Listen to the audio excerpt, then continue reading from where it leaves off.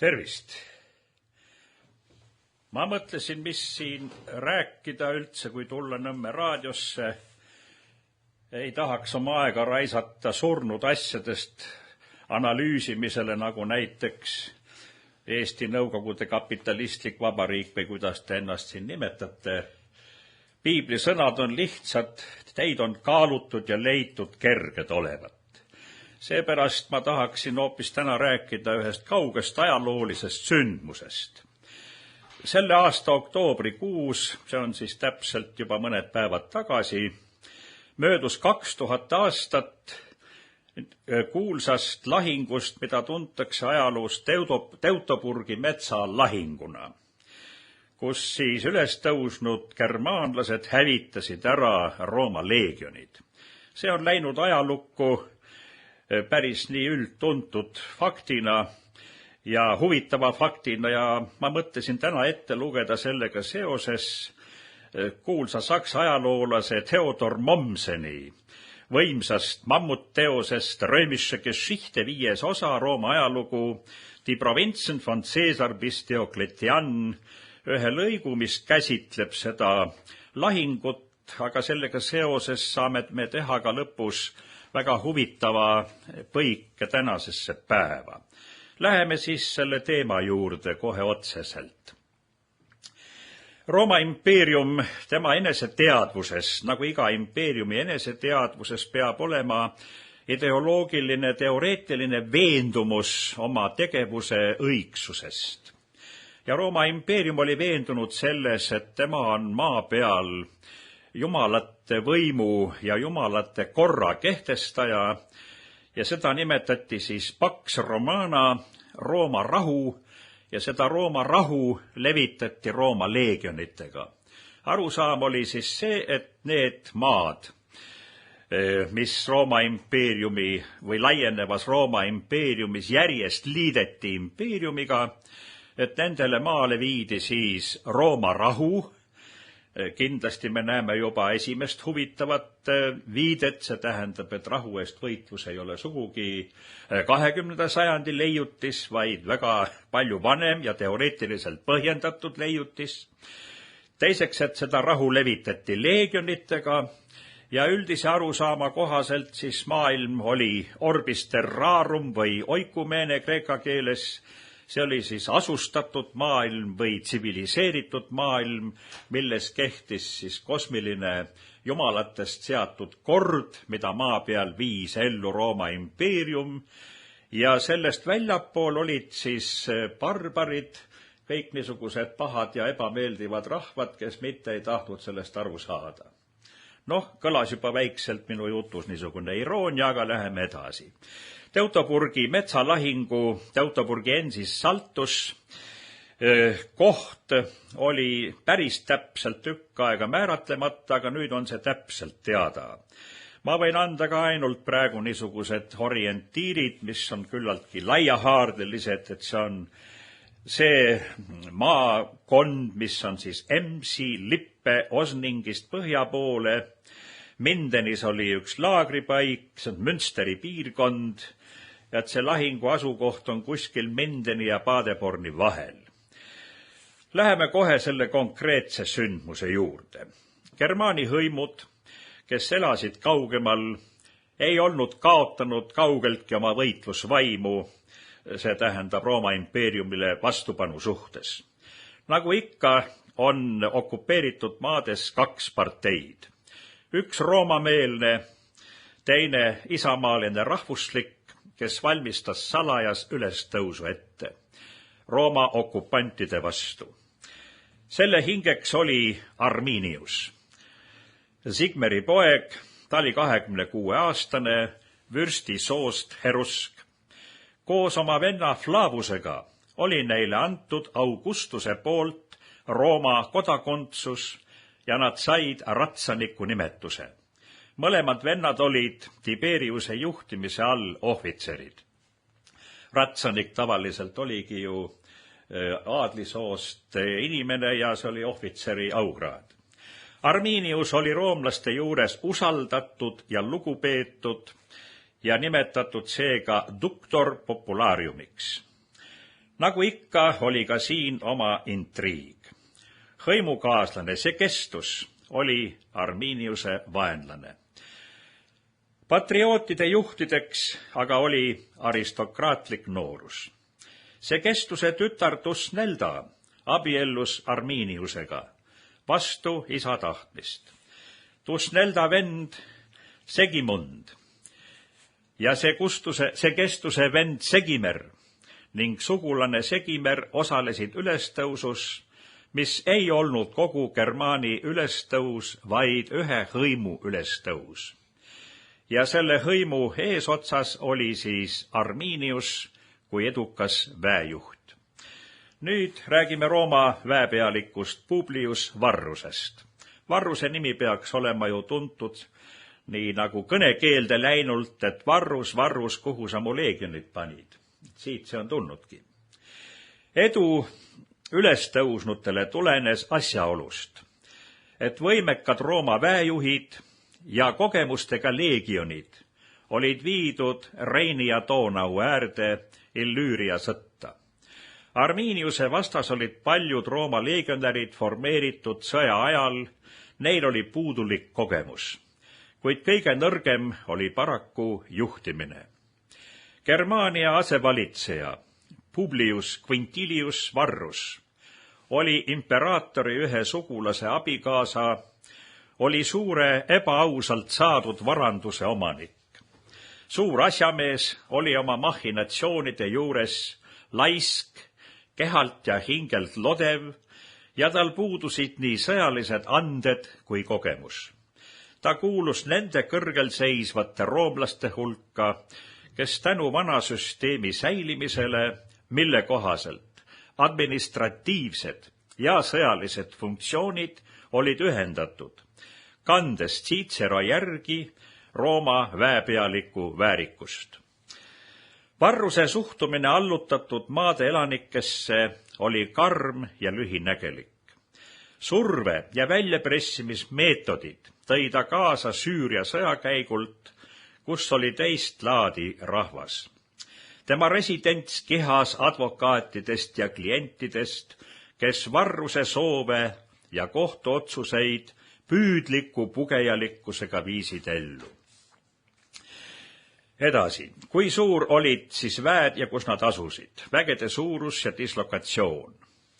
Provintsis oli 5 leegioni, milledest 2 omasid talvekorterit Mogontiakis, 3 leegioni Veteris või Alisonis. Need 3 leegioni olid suvelaagris Veeseril. Loomulik tee, mis ühendas Lippet Veeseriga, läbib Osningi küngastikku ja Lippemetsa, mis eraldab Emsi ja Veeseri orgusid Mindeni lähikonnas. Varruse leegionid asusid sellel liinil. Suvelaager oli seotud teedega Alisoni Rooma tugipunktiga Reini paremal kaldal. Sügise lähenemine sundis leegione valmistuma tagasimarsiks. Siis tuli teade, et naaberpiirkonnas on puhkenud ülestõus. Varrus otsustas loobuda tagasipöördumise etapiteest, et suruda maha ülestõus.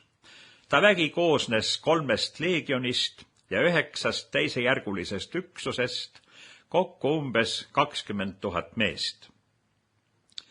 Kui roomlased olid eemaldunud oma ühendusliini teedelt ja tungisid sügavale teedeta maastikule, laienes ülestõus naaberaladele ja nad ründasid roomlasi igalt poolt, ära kasutades metsikut maastikku metsa.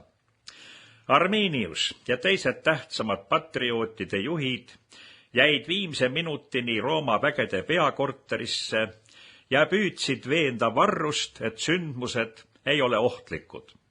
Veel ülestõusu eelõhtul nad sõid Varruse telgis, kus oli ka Segestus, kes hoiatas Varrust ülestõusu eest. Varrus ei uskunud, nagu Ranke sellest räägib, Weltgeschichtes, avaldab kahtlust, et kuidas terve armee saadetakse maha suruma kohalikku ülestõusu. On veel legend, nagu oleks Varrus tegelenud laagris kohtuprotsessiga, kui tormijooksuga taas laager vallutati. Natuke naeruväärne on jutustus sellest, et Varrus istudes oma kohtuniku toolil ründavad germaanlased kõikidest väravatest laagrisse. See ei ole tõenäoline ega vasta ka Tatsituse jutustusele 3 tugilaagrist. Normaalne isikkoosseis, 3 alaed ja 6 kohorti on raske määratleda, kuna isikkoosseisu võisid kuuluda kahekordse suurusega üksused, see tähendab sõjaaja koosseisu, miljarje sõdurid, aga 20 000 on tõenäoline arv. Unustada ei tohi ka seda, et terve armee marsil on kaasas ka tagalaüksused ehk moonavoorid, mis muudavad rännakul loomulikult operatiivse tegutsemise määratult keerukamaks. Mis siis juhtus pärast seda õhtusööki Varruse telgis? Pärast õhtusööki ratsutas Arminius omade juurde ja hommikul seisis ta juba Rooma laagri valli ees, mõõk käes. Rooma armee seisund oli halb. Side tagalaga oli läbi lõigatud, raske maastik, algav sügis, raskelt marsiks koormuses leegionid olid mitme päeva teekonna kaugusel Alisonist, see tähendab talvituslaagrist. Leegionid ei saanud selles olukorras rakendada tavakohast taktikat. See tähendab tihedas rivis koos võitlemist, mis oli üks Rooma taktika ja edu põhjus alati. Nad hajutati ja selles olukorras, kus Rooma sõdurid muutusid üksiksõduriteks, selles olukorras otsustab lahingu vägede lahinguline kvaliteet ehk täpsemalt üksikvõitleja vaprus ja motivatsioon, tahe. Siin oli selge, milline eelis oli siis üles tõusnud germaanlastel. Seda enam, et nendel leegionitel olid noored kogemustega sõdurid ja kindlasti juhtide saamatus ja reeturlikkus. 3-päevasel taganemisel Alisoni poole demoraliseering süvenes. Osa kõrgemaid ratsaväe ohvitsere hülgas oma kohuse ja väe, jätsid maha lahingupaiga ja jalaväe üksi võitlema. Väejuht ise langes meeleheitesse, saades haavata ja sooritas enesetapu, ehkki lahingu tulemus ei olnud veel selgunud. Sama tegi osa kõrgemaid ohvitsere. Siis, kui kõik oli kaotatud, andis väejuht alla selle asemel, et surra sõdurliku auga. Nii hukkus sügisel, tõenäoliselt see oli oktoobrikuus, 9. aastal pärast Kristuse sündi Rooma Germaania armee, selles küngaste rea ühes orus, mis asub Münsteri piirkonnas. Sellest kirjutab haaravalt Tacitus oma annaalides 1,61. Kõik 3 standardi langesid vaenlase kätte. Ükski ei suutnud välja murda piiramisrõngast. Ei pääsenud ka need ratsanikud, kes raskel hetkel olid maha jätnud oma kaaslased. Pääses vähene arv üksikpõgenejaid. Vangid, eelkõige ohvitserid ja advokaadid, löödi risti või maeti elusalt. Või neil lõigati pead otsast Germaani preestrite pikkade nugadega. Nende pead riputati Püha Iie puude otsa. Algas laienev ülestõus võõramaa okupantide vastu. Kogu Reini parema kalda Rooma sõjaväelised postid alistusid ilma võitluseta. Ainult Alisoni komandant Lucius Ceditius, kes polnud ohvitser, kuid vana vapper sõdur, osutas otsustavat vastupanu. Kaugelaske viskeheiterelvad hoidsid germaanlasi eemal. Kelledel ei olnud viskemasinaid, ja germaanlased asendasid rünnaku blokaadiga. Kui piiratutel lõppesid varud, aga abi ei tulnud, siis Tseditius pimedal ööl üritas välja murda. Olles koormatud naistest ja lastest, kandes raskeid kaotusi germaanlaste läbi, see Rooma armee jääk jõudis lõpuks siiski veterilaagrisse. Sinna tulid ka katastroofist teada saades mõlemad Mainzi leegionid Lucius Nonius Aspreni juhtimisel. Alisoni energiline kaitsmine ja Aspreni kiire tulek ei võimaldanud germaanlastel arendada edu Reini vasakul kaldal ja segasid kallidel üles tõusta Rooma vastu. See oli siis lõik Mommseni Rooma ajaloo 5. köitest, kus ta siis toetudes allikatele, Tacituse annaalidele räägib sellest lahingust. Sellest on möödas nüüd täpselt 2000 aastat. Millega on siin tegemist? Võitlus Rooma ja germaanlaste vahel ei olnud kahe riigi poliitilises mõttes võrdsetel alustel, võitlus, kus kaotaja riik peab sõlmima rahu talle ebasoodsatel tingimustel. See oli midagi muud. See oli hästi organiseeritud impeeriumi koloniaalsõda, vapra ja võimeka, kuid poliitilise ja sõjalise organisatsiooni mõttes barbaarse ja riiklikult organiseerimata hõimudega. Nii, võime siis nüüd teha siin mingisuguseid niisugusi üldistavaid kokkuvõtteid sellest lahingust, mis tähtsust siis meile peaks olema 21. sajandil sellega, mis toimus täpselt 2000 aastat tagasi. Ajaloo uurimine näitab meile ju seda, et inimene on täpselt seesama, mis alati on olnud. Vaadates läbi terve ajaloo on ju täpselt üks protsess. Jättes kõrvale ajaloo kõrgema mõtte, mis ei ole tänane teema, vaid püüaks oma tähelepanu ainult sellele ühele ilmingule, Rooma impeeriumi koloniaalpoliitika. Selle ideoloogiline õigustus tegelikult, mis huvitas Rooma impeeriumi. See impeerium elas ju koloniaalröövimisest. Mida ta vajas? Ta vajas kahte tegurit, täpselt sedasama, mida tänapäevalgi. Orjad ja ressurss. Tänapäeva orjus on teistsugune, aga tänapäeval vajatakse täpselt neid samu asju samamoodi. Orjuse vorm on ainult muutunud. Tänapäeva orjus ei ole nii, et inimesed pannakse kettidesse ja veetakse kuskile ja pannakse füüsilist tööd tegema, kas mingit ratast ringi ajama või kive tassima või kive tahuma või ehitama või mis tahes. Tänapäeva orjanduslik süsteem töötab peenemalt, see on meile nüüd vist juba kõigile tuntud ja oma nahal kogetud. Pankade läbi orjastamine, intress, protsent. See on ju sisuliselt seesama. Ja teisalt ressurss. Rooma impeerium kulutas, tarbis, raiskas ja selleks oli tarvis siis minna ja võtta.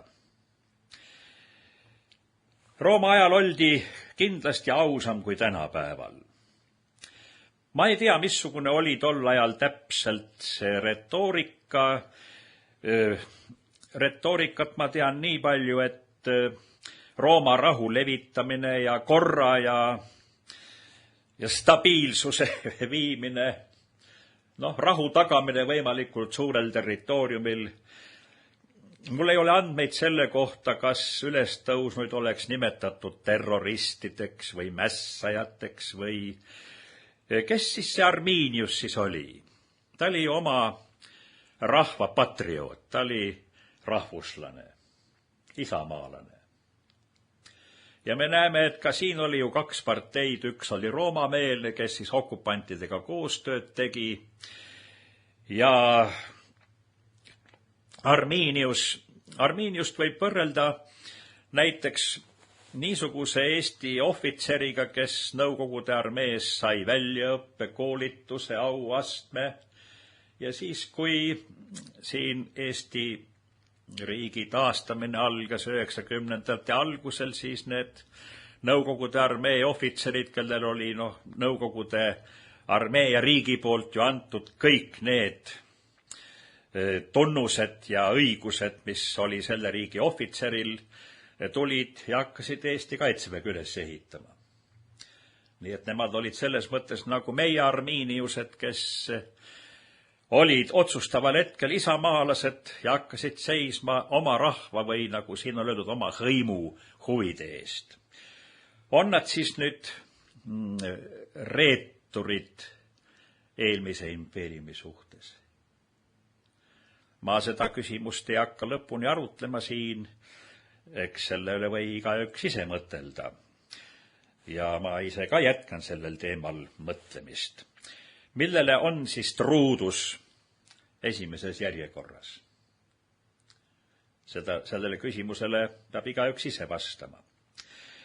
Nüüd teine küsimus meile võib tunduda see, et vaadake, milline julmus, need mässajad üles tõusnud, need terroristid ja koledad inimesed, ja küll jätame pilamised kõrvale, et vangi võetud roomlased said teatud kohtlemise osaliseks. Löödi risti, maeti elavalt, lõigati pead otsast ära, pead riputati puu otsa. Võime öelda, milline julmus, milline jõhkrus, mõtle kui kole. Tänapäeval tehakse paus, vaadatakse üksteisele otsa. Elame ju ikkagi 21. sajandil, aga asi on väga lihtne. Rooma enda julmus kõigi nende rahvaste suhtes, kuhu Rooma leegionid läksid, kutsus esile vastajulmuse. Teiseks, võtame praegu näiteks, ma olen elanud lühemaid aegu rahvaste juures, kes on karjakasvatajad rahvad olnud sajandeid või tuhanded aastad. Ma olen Kaukaasia mägi rahvaste juures olnud, ja Kesk-Aasias, kus elatakse rändkarjustena, Kasahstani steppides näiteks, ja nendel on igapäevase elu osa see, et lambakarjast võetakse üks lammas, veristatakse ja süüakse samal päeval ära, sest seal kuumas kliimas ei säili ega ei seisa midagi. Kõik peab olema värskelt kohe ära tarvitatud. Ühesõnaga, igapäevase elu juurde kuulub looma tapmine ja loomulikult tehakse seda kõigi nähes ja lapsed näevad seda lapsest saadik. Ma olen näinud ise pealt, kuidas Armeenias kiriku pühal vana tava kohaselt, kus ohverdati tuvisid, kanu, kukkesid, kiriku trepp oli kana ja kukepäid ja verd täis. Ma nägin, kuidas vanem naine, vanaema ilmselt õpetas väikest last ja aitas niimoodi, see väike lapse käsi hoidis nuga ja vanaema käsi ja saagisid siis suure vaevaga siis tuvil pead otsast ära. No te võite ise arvata, et kui lapsest saadik on niisugused harjumused, et siis ei ole mingi küsimus, kui me siin räägime sellest, et Iraagis või Afganistanis on seal päid otsast ära lõigatud, siis see on väga lihtne mõista. See on harjumus, seda on nii palju nähtud, see on üks osa inimeste igapäevasest elust. Ja mille poolest on siis see parem, kui pikkade küüntega daamikene istub arvuti taga, ajab hiire ühe linna peale ja vajutab siis nupu peale tuumasõda, saadab pommi välja ja siis ütleb, lõunaks on tähtis töö tehtud, nüüd võib minna kohvi jooma. Et mis on nüüd siis see vahe siis? Kas siis, kui me kuriteo muudame niivõrd anonüümseks, et nagu poleski mingit kuritegu. Kui on kübersõda ja ütleme arvutite peale üle viidud ja robotid lähevad käiku, kus ei olegi hävituslennukite järgmine aste on juba ilma piloodita hävituslennukid, 6. põlvkonna hävitajad. Et see kõik oleneb sellest harjumusest. Muidugi üks eelis on tulnud selle distantseerumise tõttu, mida ka tulirelv kaasa tõi, et sa ei vaata enam inimesele silma, kellega sa vastamisi lähed. Tähendab, isiklikku vaprust ei ole enam vaja. Ja sul ei ole vaja ka seda veendumust, et sa lähed ja vaatad teisele silma ja oled siis valmis seda teist inimest puruks raiuma või teda siis ära evitama külmrelvaga. Selle tõttu tihti keskaja sõdades oli ka niimoodi, et ei olnud õiget niisugust motiivi karata nüüd teistele füüsiliselt kallale. Kaks väge seisavad vastamisi, no ei ole mingit kaklemise lusti. Aga lahing tuleb teha. Siis hakati vastamisi solvanguid hüüdma. Solvangute suhtes olid tolle ja inimesed väga tundlikud ja teatud piirist alates kütteti sellega siis viha üles. Kõige solvavam oli see, kui üks vägi, muidugi mitte rüütlid, vaid siis sõjasulased, rüütel ei sobinud seda teha, tuli rivi ette, keeras siis tagumiku püsti, lasti püksid alla ja näidati tagumikku. No see solvamine oli juba nii ränk, et siis läks andmine lahti. Siis ei saanud enam pidada. Tähendab, oli vaja ka mingit niisugust motiivi, välja arvatud elukutselised rüütlid, kes siis põlesid lahingusoovist ja siin me jõuamegi nüüd veel ühe huvitava teema juurde. Ma sellel suvel uurisin läbi 14. sajandi Euroopa ajalugu, mis oli kriisisajand. Et kus on ajaloos, meie ajaloos, see tähendab, ma pean silmas Euroopat, need kriisid, kuna me oleme praegu kriisis ja kriisid on ennem olnud, siis kas on nendes kriisides midagi sarnast. Ja huvitava asja leidsin, mille nimi on ideaali ja tegelikkuse vahel haigutav kuristik või kui see läheb liiga suureks, mis siis juhtub. 14. sajand oli ju tegelikult rüütlikultuuri hukkumise sajand. Kui otoonidest kuni siis, ütleme seal, 10. sajandist kuni 13.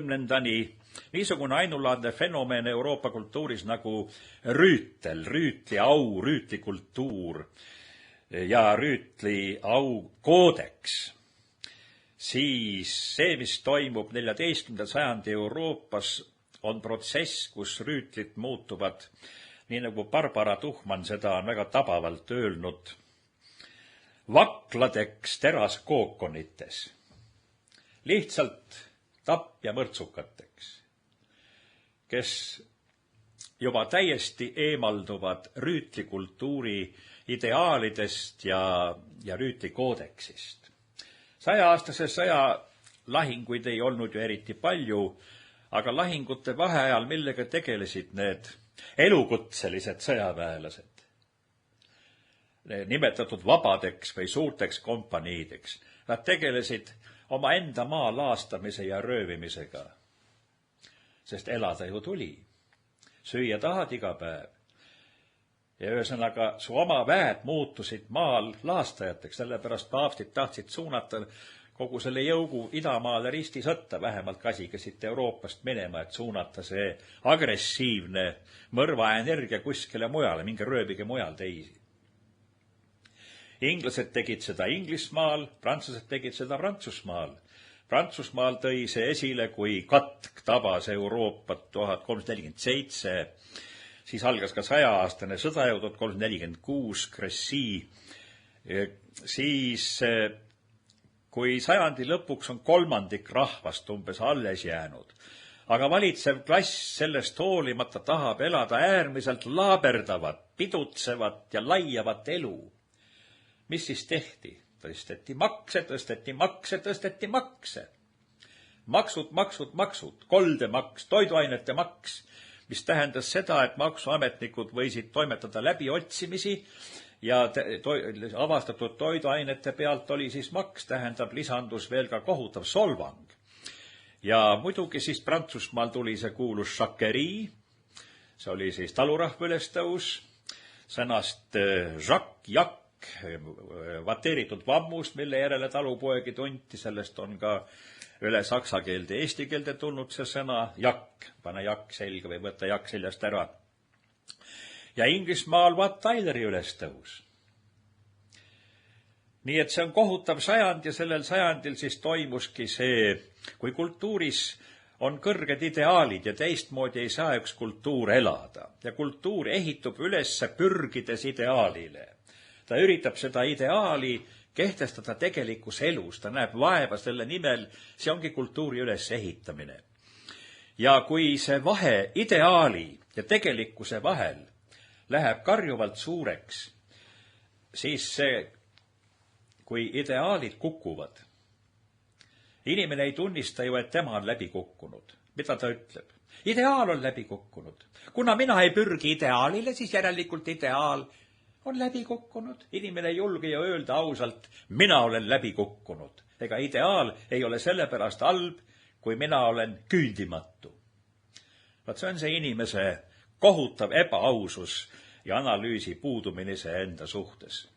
Ja nüüd, kui hüppame sellest sajandist, kus rüütlikultuuri ideaali ja tegelikkuse vahel olev kuristik hävitas selle kultuuri, siis, kui kristliku kultuuri kõrged ideaalid, vaatamata sellele, et pürgides nendele loodi hämmastav kultuur ja hämmastavad saavutused, teisalt ka küündimatus ideaalile, toob kaasa niisuguse pettumuse iseendas, aga seda ei tunnistata pettumuseks iseendas, vaid siis öeldakse, ideaal on paha. Lihtsam on, kui ideaali üldse pole, siis lase minna nagu läheb. Sellest on tingitud Euroopa kultuuri praegune hukkumine. Võtame Nõukogude Liidu aja. Ajaloofilosoofia uurijana oli mul selge 70. aastatel, et kui enam keegi ei usu kommunismi, ma mäletan seda päeva, kui ma seda ütlesin, ja tundsin rõõmuga, et Nõukogude süsteem on tegelikult läbi juba omadega. Nüüd, kus keegi ei usu enam kommunismi, kuid kus väidetakse veel, et usutakse neid ideaale, mis iseenesest on ilusad, kellel on siis selle vastu midagi sotsiaalse õigluse ühiskond, mis tagab igale inimesele eluks vajalikku ilma vaevata. Või tähendab, no vaev niikuinii, aga et on kindlustatud inimesel see. Haridus, korralik haridus, tervishoid, eluase. No need elementaarsed vajadused, mis inimesel on rahuldatud. Ideaal on ju kena. Aga see oli asendunud Nõukogude Liidus millega? Küünilisusega. Keegi ei uskunud enam sellesse. Elustiiliks oli saanud, mis vene keeles öeldi, naljeva. Elati naljeva. Ja selle tõttu oli mul 70. alguses selge, et juba on läbi kõik, aga et see lõpp kestab veel paarkümmend aastat, nii oligi. Tuleme nüüd tänasesse päeva. Missugused on meie need ideaalid, millest me oleme pasundanud tänase päevani, nii et suu vahtus hommikust õhtani? Ühelt poolt kommunistlik ideaal, helge tulevik. Nii ja nii mitme aasta pärast oleme me, kus Euroopa tarbimisühiskonna säravatel kõrgendikel nii-öelda Pihvajõed ja Pudrumäed ja nii edasi. Mida Hruštšovi ajal partei 20. kongress kuulutas? Juba käesolevale põlvkonnale saab osaks elada kommunismi ajal.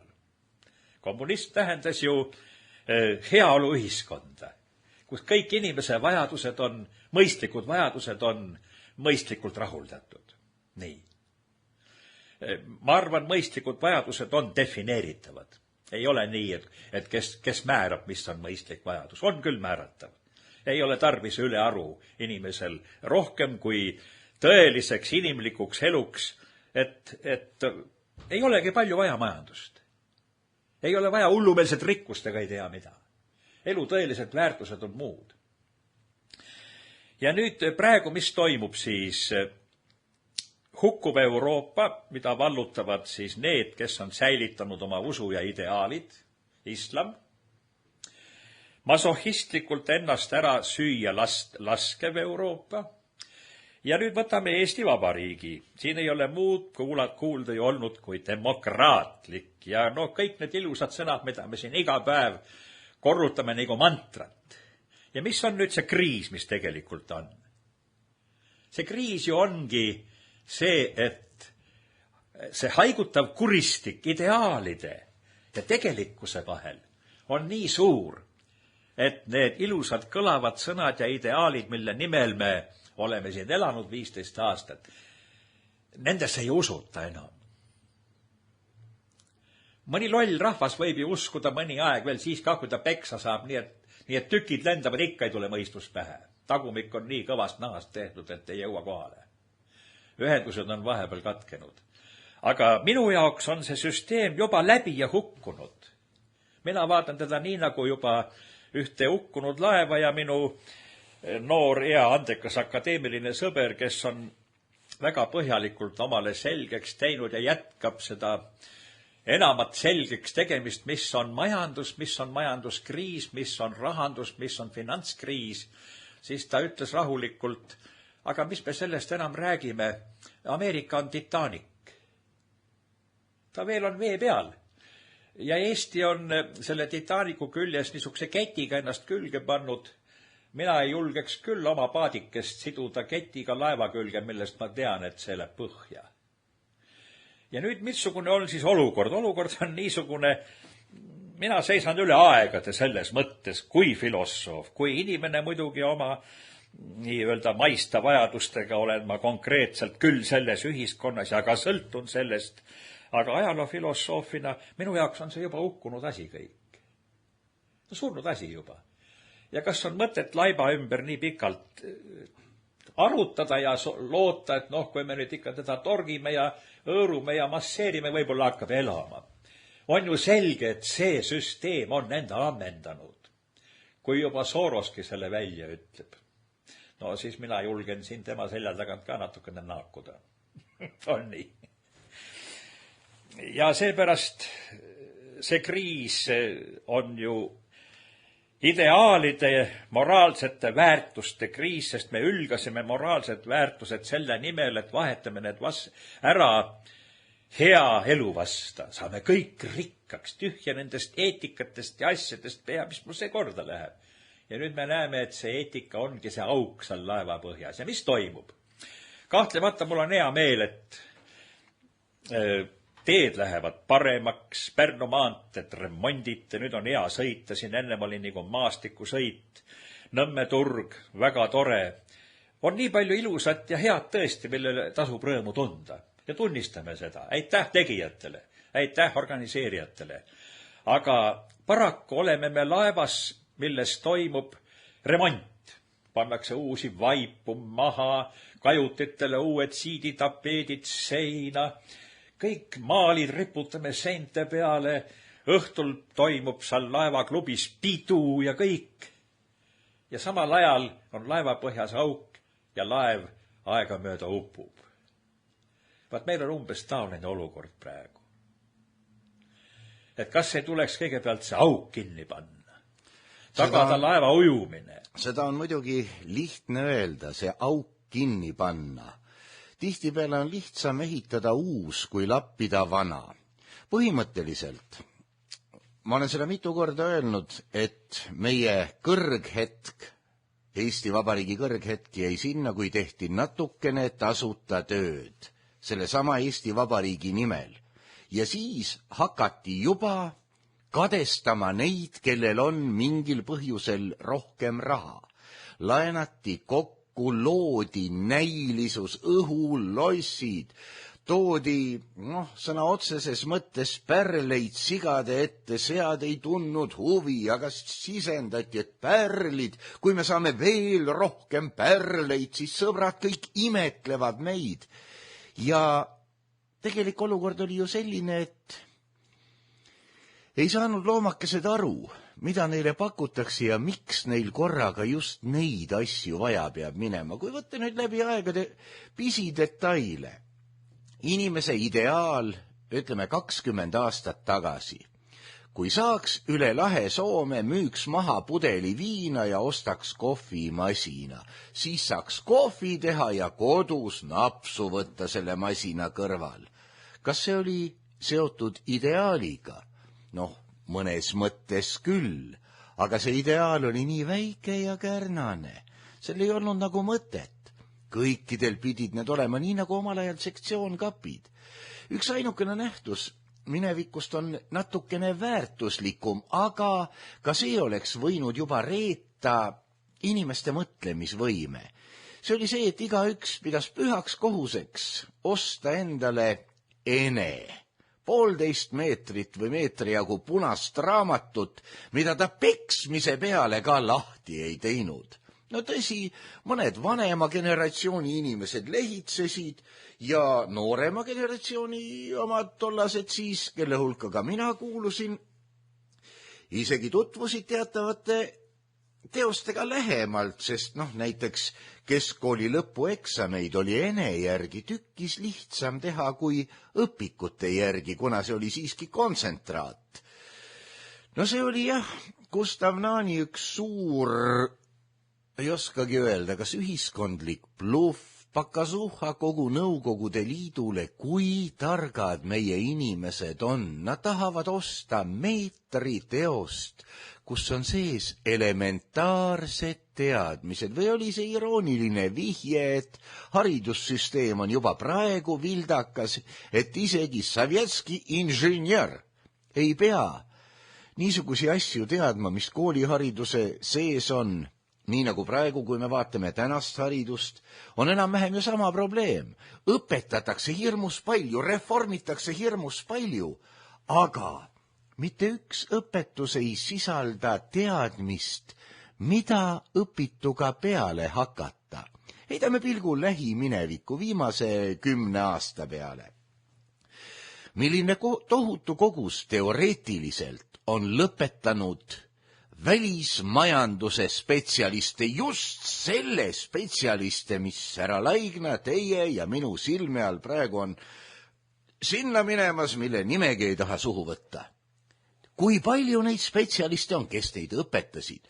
Auväärsed välislektorid, selle eest maksti. Te näete, see ei toimi.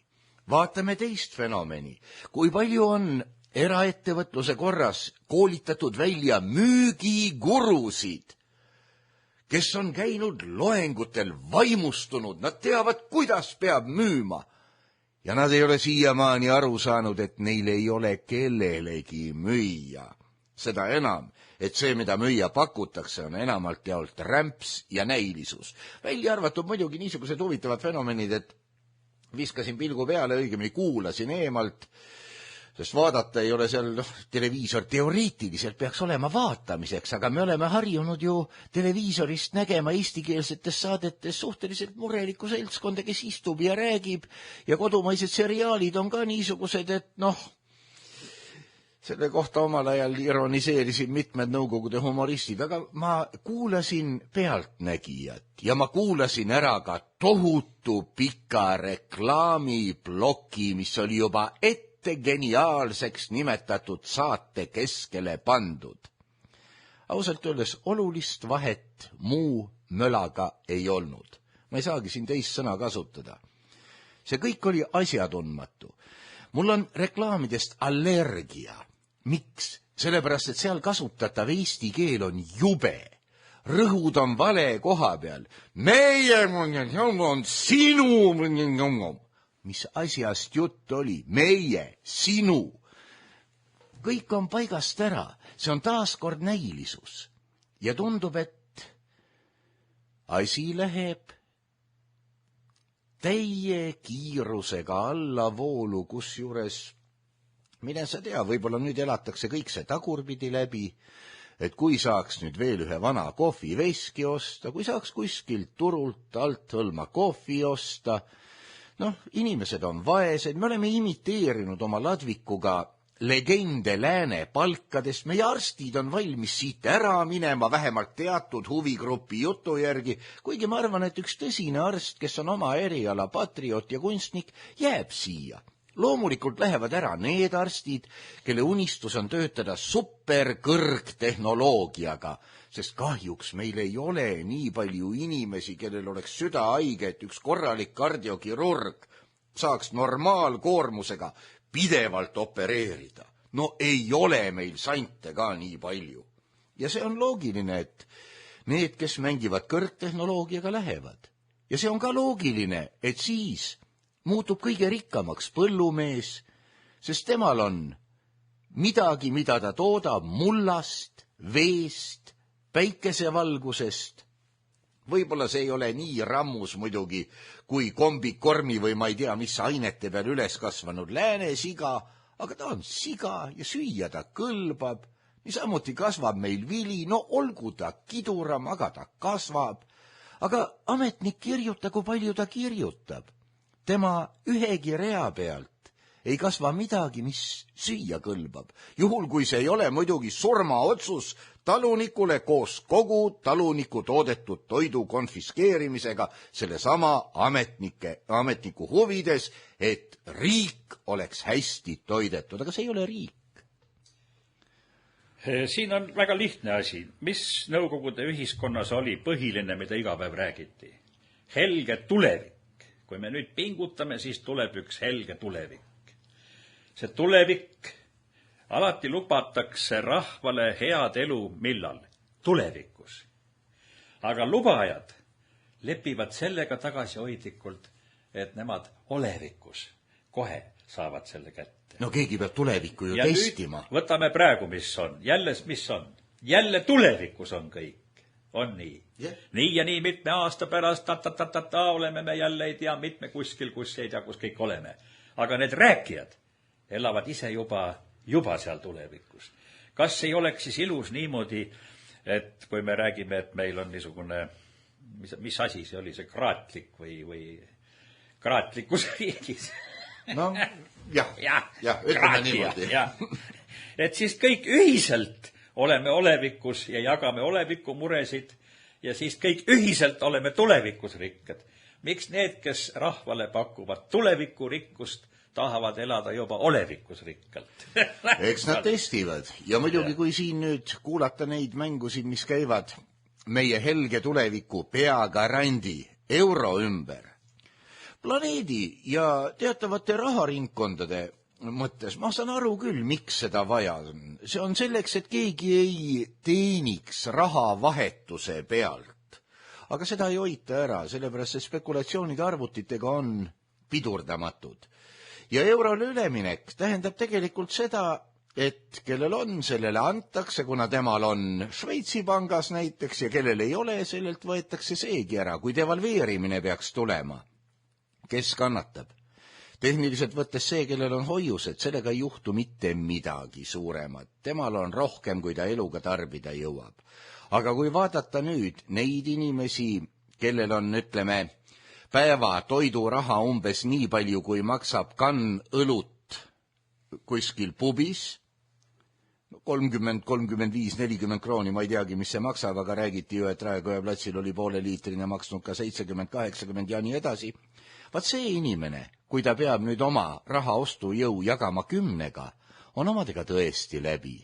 Ja siis hakatakse taas madalamate kihtide ressursse ümber jaotama, solidaarsusest rääkima, aga lõhe suureneb. Ja tehniliselt siin on isegi parteides juba märgata tunnuseid, et rotid lahkuvad laevalt. Nii, ma tulen tagasi kord Mommseni juurde. Ma loen lõputsitaadi. Võitlus Rooma ja germaanlaste vahel ei olnud kahe riigi poliitilises mõttes võrdsete vahel sõda, kus kaotaja riik peab sõlmima rahu talle ebasoodsatel tingimustel. See oli hästi organiseeritud impeeriumi, koloniaalsõda, vapra ja võimeka, kuid poliitilises ja sõjalise organisatsiooni mõttes barbaarse ja riiklikult organiseerimata hõimudega, tsitaadi lõpp. Ja eile õhtul, kes vaatas TV1, näitas ääretult poliitiliselt ebakorrektset filmi, oli tehtud Talibanist. Ja kui ma vaatasin neid pustusid, need uhkete nägudega vapraid mehi, kõik relvastatud, ja vaba maa, vabad mehed, vabal rahval, neil ei ole ju kellegile välja kirjutatud politseist relvaluba, vaid peremees omal maal on loomulik, et kas ta siis peab ise endale kirjutama relvaloa või? See on niivõrd iseenesest mõistetav. Mõnes mõttes küll, sellepärast, et tema võib öelda, poiss, ära puutu. Ja nüüd see sõna, riiklikult organiseerimata hõimudega. Taliban on ju pustuhõimud. Me näeme, mis on see hõimu hing. Ja see film oli täis niisugust paanilist hirmu häälega räägiti sellest ja teisel pool on siis poliitiliselt ja sõjaliselt kõrgelt organiseeritud suurriik oma vasallidega ja ei saada jagu nendest barbaarsetest riiklikult organiseerimata hõimumeestest, kellel ei ole pommitajaid, kellel ei ole kosmilist sidet, kellel ei ole üldse seda tehnoloogiat, aga on mis? On see, mida meie kahjuksid läänes oleme kaotanud. See on meie sisemine väärikus, au, arusaam nendest kõrgematest väärtustest ja nagu te ennem ilusti ütlesite, et kuidas see oli, et idainimene ei karda surma, vaid ta kardab vääritut ta põlgab vääritut elu. Nii et meie siin Don Quixotid räägime veel niisugustest asjadest nagu au ja väärikus. Meil aitaks isegi see, kui kõikumatus usus, mis on nendegi tugi, eks ole. Aga selle koha peal vist paneme punkti.